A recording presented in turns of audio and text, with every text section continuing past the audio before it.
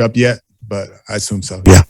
In the previous back-to-back, you were more short-handed. You didn't have a lot of options. You have more bodies available, minutes, and thinking about not tomorrow, but thinking about the workload. Some choices you didn't have. Not so much. Just trying to worry about Milwaukee right now, and then concentrate on Indiana tomorrow. With Eric, I'll make sure that he's not overloaded if he's going to be playing both games. But overall, we're just going to stick with pretty much the same rotation, and then deal with tomorrow. A lot. His ball pressure is really hard to deal with because it makes it hard for us to get into our stuff. So we will have more perimeter screening so we can get switches. We can put him over in the weak side corner sometimes, get him off the ball, doing what we can. We are definitely cognizant of where he is on the floor. And, there are times where we'll do certain things to alleviate some of that pressure. You don't, it was a stagger and Garrison was coming off. He was guarding the ball. The ball was passed to Garrison and he stunted off the ball. So, that's stuff that a lot of guys aren't able to do. If our spacing was a little better, it probably would have been a little bit harder for him to do, but we do have to be conscious of the fact that he is one who has been in the league long enough to even know what stunting off the ball is on pin downs, because a lot of teams don't run pin down stuff. So, that was just a great play he made. He said it takes more of a role in the last two games with the outside. How does things change out for the Bucks offensively? He's being more aggressive with trying to create for himself as opposed to. Yeah, it changes a little bit. Generally they're not a big pick and roll team, and with Drew kind of trying to be more aggressive, they become more of a pick and roll team. So your coverage on the pick and roll has to be very solid, not allowing him to get downhill, but then your protection behind it has to be great as well. So we concentrated more this game than ever before on the pick and roll game because of that, because of his aggressiveness. And, there's still a bunch of shooting on the floor, and there's still, with Chris coming back tonight, it'll change a little bit, but we have to make sure that we're doing our best to play him one-on-one, but also not overhelp because there is so much shooting on the floor.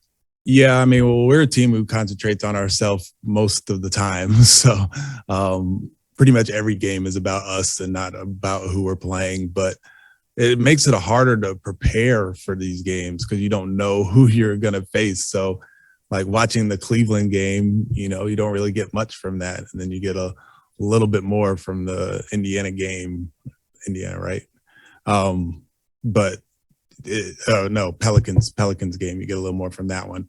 But it's tough, and it's probably harder for them to do it than me. Me preparing for them, having my whole team is good for me.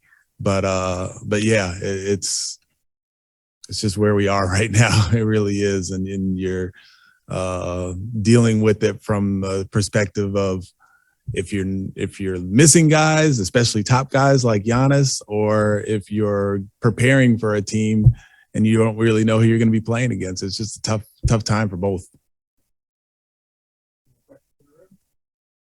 Adam Spolin. Steven, obviously it'll be good to get Jalen and Kevin back, but what are the challenges of trying to basically integrate two starters back into your lineup when it kind of means that other guys who have been playing big minutes for you have to take a step back? Yeah, that's just part of it. That's just part of the league. They'll be back and we'll have to make some adjustments, but they're our guys, and they're going to come back and they're going to start and they're going to play. And the guys who are starting now got the experience of getting playing time, and we have a better feel for how they can be successful on the floor. So hopefully that leads to our group playing a more cohesive game and everybody kind of feeling and knowing where they can be successful on the floor. So, when they come back, there may be an adjustment period, mostly for them because they've been out for so long. But for the guys who've been playing, they're still going to play. It's just a matter of not starting and maybe not getting quite as many minutes. Ali Kampajani. Hey, Steven. Happy holidays.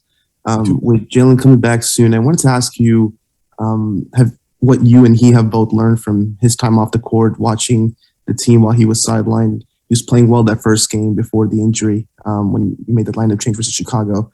Are there areas of his game you hope to utilize more now versus then?